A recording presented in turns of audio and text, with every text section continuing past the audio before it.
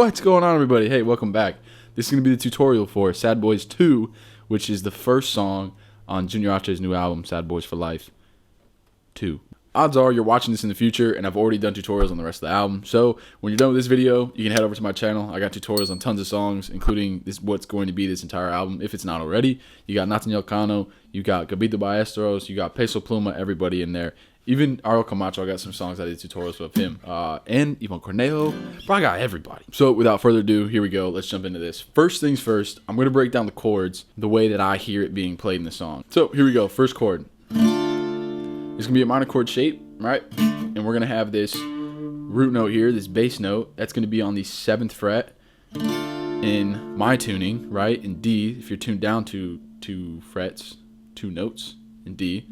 Or if you're in standard tuning, that will be right here on the 4th fret, or the 5th fret, same shape, right? But obviously 2 frets. So that's the first chord, but in the beginning of the song, they do this little breakdown where they go, starting here on the 7th fret, and if you're in standard tuning at the 5th fret, it goes, and then up 2 frets, and then from where this first one was, you go back 1 fret, and then back up to that 7th fret position if you're in D, 5th fret position if you're in standard. So it goes like this. For me in D, it's going to go 7, 9, 6, 7. Standard tuning, that'll be 5, 7, 4, 5. So here we go. It goes like this. Just like that. You don't have to watch.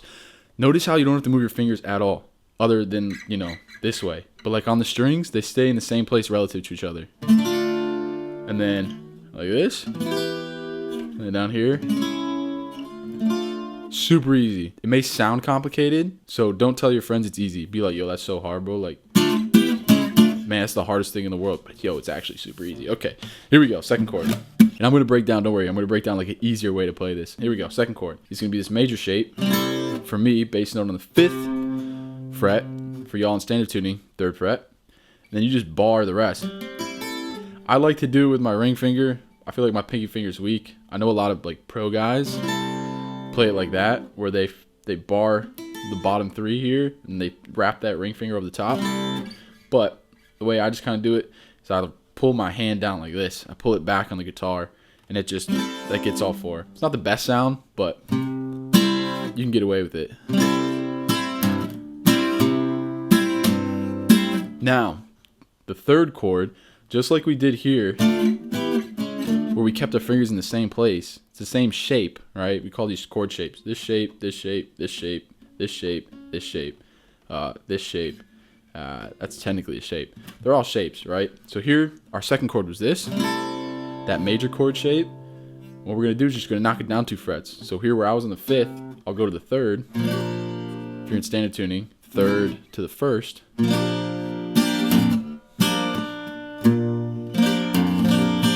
That's it. There you go. 2nd to the 3rd.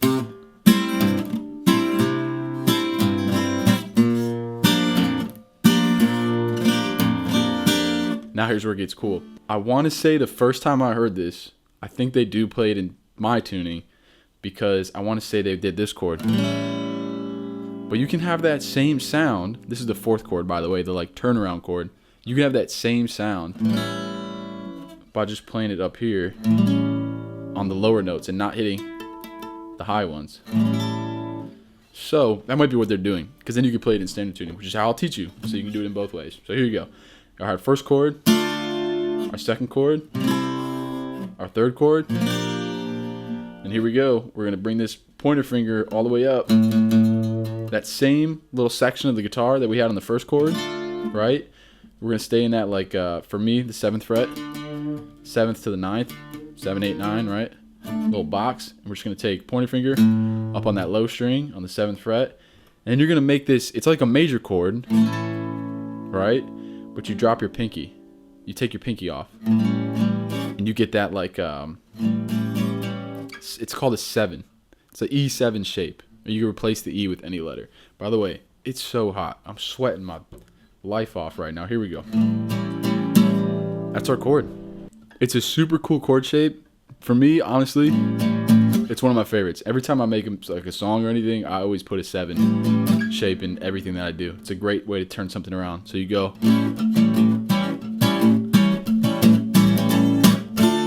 you're back to the first chord. All right.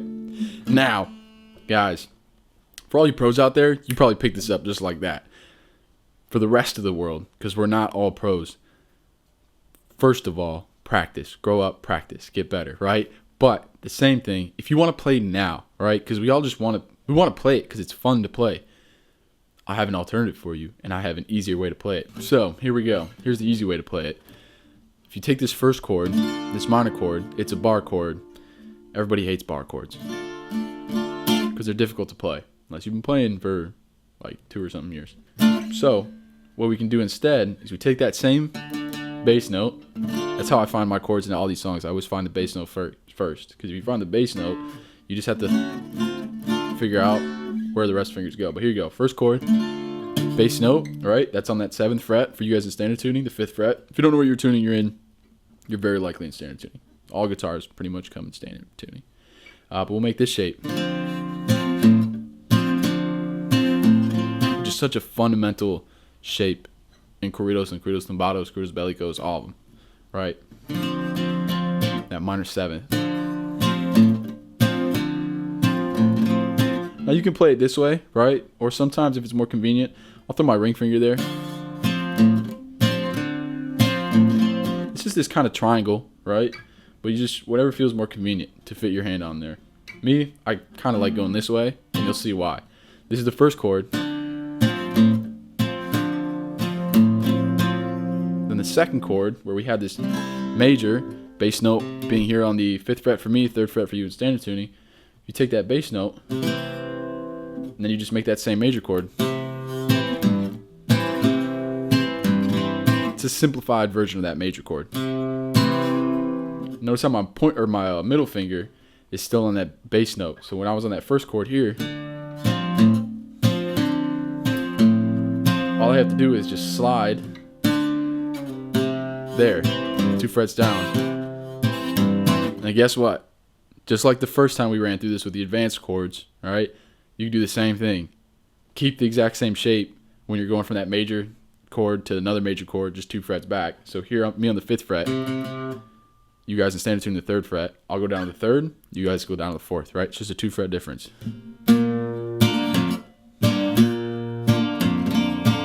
Let's run through the first 3 real quick. It's gonna be like this.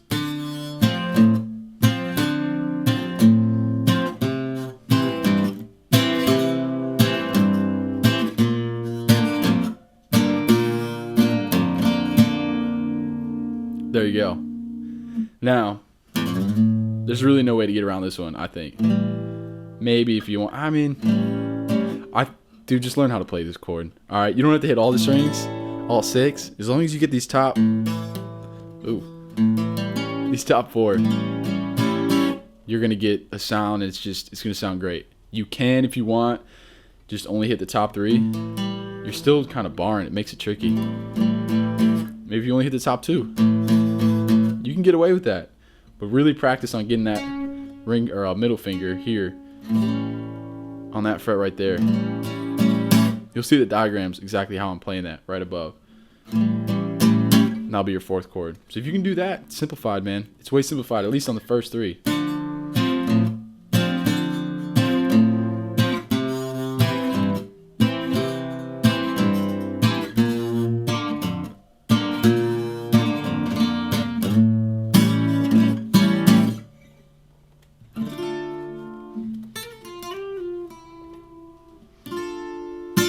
Cool.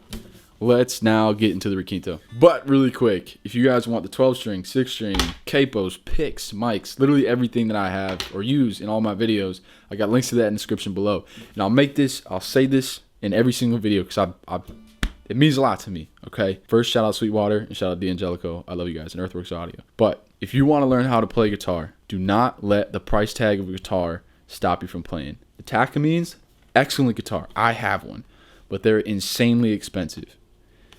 This guitar is $250. I've built a following of about 1 million people across social media playing a $250 guitar. You do not need a $1,000 guitar to get started, okay? If money's not an option, buy whatever guitar you want. But if you were like me, I've learned on my roommate's guitar, which he then took back, and I had to go get a hand-me-down in Tennessee. I drove 4 hours in Tennessee to get a hand-me-down that was my grandfather's 6-string guitar, super dusty and rusty, but I learned, and it was free. So, and look where we are now, guys. Look what you've done. You've created this beautiful thing we have. All right.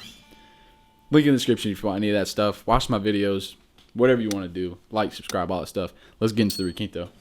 This Requinto is not incredibly difficult picking-wise, but as far as the length of it and the complexity of it, it can get a little tricky and hard to memorize. So let's break this down into little bite-sized pieces. And you can practice along with me. Take these small parts, paste them all together.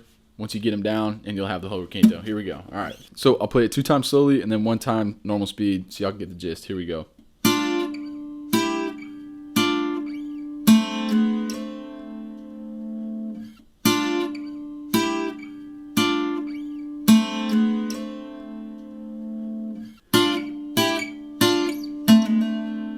The next part.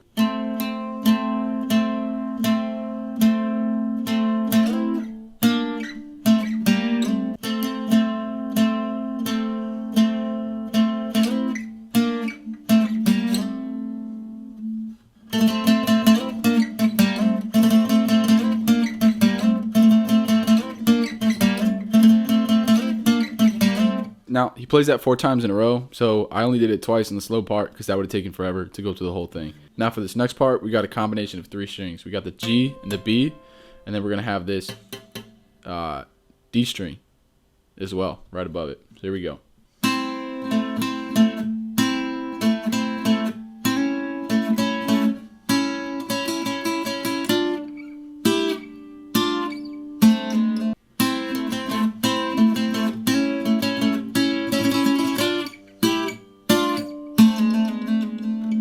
One thing I want to emphasize that I put in there that I heard in the song, and I think it's super awesome, something I hear Pantera doing a lot, is these hammer-ons. Right? That little...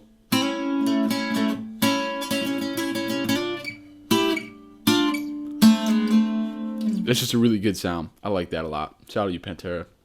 You're a weapon, bro. All right, here we go. Now, for the next part, we're going to see that same common pattern that we've seen a lot of in this Requinto right here. But we're going to do that twice, and then we're going to put it twice up here.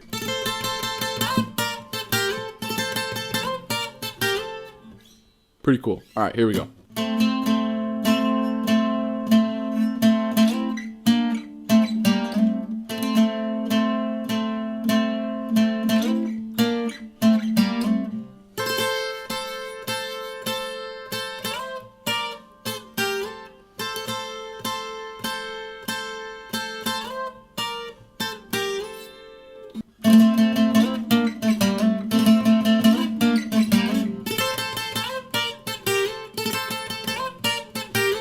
Cool. That little jump from here to here might be a little tricky. So here's what you do, guys. Just shorten that note so you have more time to get there. I'll show you like this. Notice how short I made that? If I try to go like this, like that's just, it's hard. So make it easier. Now for the last part, we got that same kind of sound, but they do it on these high strings. It's the exact same notes, but it sounds different, and it's super cool they did that. So here we go, just like this.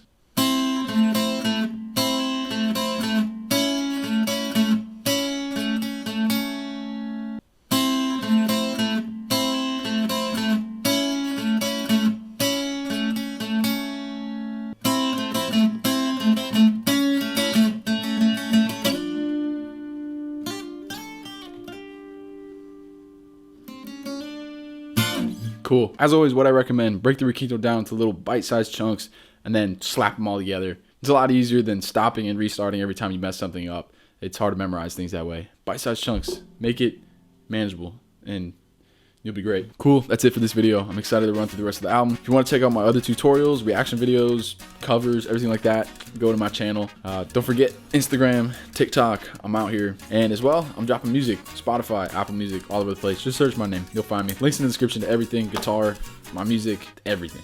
It's in the description. I love you guys. See you in the next video.